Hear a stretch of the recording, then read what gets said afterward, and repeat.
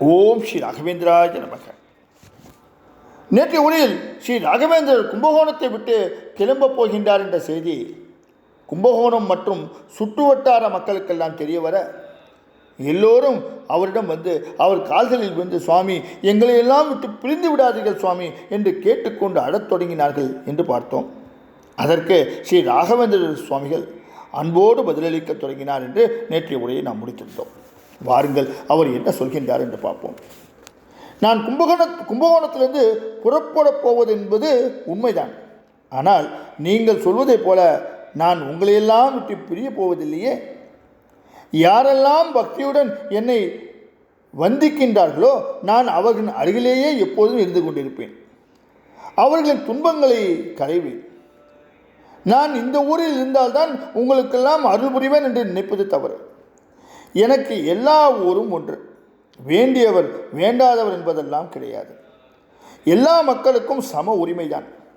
யாரெல்லாம் பக்தியோடு இருக்கின்றார்களோ அவர்களுக்கெல்லாம் திருப்தியுடன் வரமளிப்பேன்.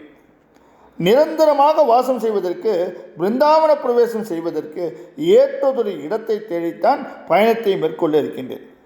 அதற்குள் இன்னும் சில காரியங்களை செய்ய வேண்டியிருக்கின்றது. பிருந்தாவன பிரவேசம் செய்வதற்கான இடத்தை முறைப்படி தேர்ந்தெடுக்கப்பட வேண்டும். அதற்காகத்தான் நான் மீண்டும் யாத்திரையை மேற்கொள்ள விரும்புகின்றேன். ஆதலால் நீங்கள் யாரும் கவலை கொள்ள வேண்டியதில்லை. நான் எங்கிருந்தாலும் உங்கள் அருகிலேயே தான் இருந்து கொண்டிருப்பேன் என்று சொன்னதும் அனைவரும் சமாதானம் அடைந்ததோடு ஸ்ரீ ராகவேந்திர யாத்திரை புறப்படுவதற்கான ஏற்பாடுகளில் அவர்களும் உள்ளன்போடு கலந்து கொண்டார்கள். பின்னர் ஒரு நல்ல நாளை குறித்து அந்த நாளில் ராகவேந்திர சுவாமிகள் கும்பகோணத்திலிருந்து புறப்பட்டு தனது பிருந்தாவன பிரவேச யாத்திரையை மேற்கொண்டார்கள். இந்த முறை ஸ்ரீ ராகவேந்திரின் யாத்திரை வழக்கத்தை விட துரித கதியில் இயங்கியது. கும்பகோணத்திலிருந்து புறப்பட்ட ஸ்ரீ சுவாமிகள் கர்நாடகத்துக்கு வந்தார்.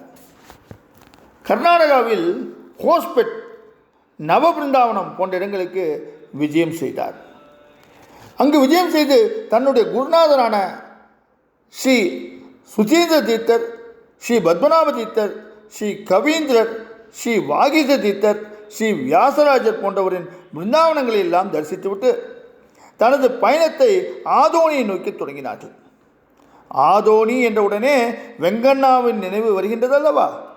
முன்பு ஏழை சிறுவனாக காடுகளில் மாடு மேய்ப்பவனாக கண்ட வெங்கண்ணாவை இப்போது நம்மால் பார்க்க முடியாது. முன்பு வெறும் வெங்கண்ணா, ஆனால் இப்பொழுது திவான் வெங்கண்ணா பந்த். சாதாரண மாடு மேய்த்த வெங்கண்ணா, படிப்பறிவில்லாத வெங்கண்ணா எப்படி திவானாக முடிந்தது? ஸ்ரீ சுவாமிகள் ஆதோனிக்கு வருவதை அறிந்த திவான் வெங்கண்ணா தடபுடலாக ஸ்ரீ ராகவேந்திரரை வரவேற்கின்றார். இதற்கு முன்னால் சாதாரண வெங்கண்ணாவாக இருந்தார். இப்போது திவான் வெங்கண்ணாவாக அவர் மாறியிருக்கின்றார். நாம் முன்பே வெங்கண்ணாவை பற்றி அறிமுகம் செய்யும் பொழுது இந்த வார்த்தையை சொல்லியிருப்போம். நாம் வருங்காலங்களில் திவான் வெங்கண்ணாவாக இந்த வெங்கண்ணாவை சந்திக்கப் போகின்றோம் என்று. ஆம், சென்ற முறை ஸ்ரீ ராகவேந்திர சுவாமிகள் யாத்திரை மேற்கொண்ட போது ஆதோனி சமஸ்தானத்தில் பிரவேசித்ததையும், கண்டநதி கிராமத்திற்கு அடுத்திருந்த கானகத்து வழியாக பயணித்ததையும், அப்போது வெங்கண்ணா என்ற ஏழை அந்தன சிறுவன் ஸ்ரீ ராகவேந்திரரை கண்டதையும், அவரிடம் ஓடோடி வந்ததையும், தன்னுடைய சோகமயமான வாழ்க்கையை முழுவதையும் எடுத்து சொன்னதையும், படிப்பறிவில்லாமல் மாடு மேய்க்க வந்துவிட்டதையும், தாய் தந்தையில் இல்லாததால் தாய் மாமனால் இதுபோன்று துன்பப்படுவதையும் அவரிடம் சொன்னதையும், அதற்கு ஸ்ரீ ராகவேந்திரர் வெங்கண்ணாவை நோக்கி, நீ எதற்கும் கவலைப்படாதே, துன்பம் வரும்போது என்னை ஸ்மரித்துக்கொள் என்று கூறி மந்திராட்சதையை கொடுத்து சென்றதையும் நாம் பார்த்தோம்.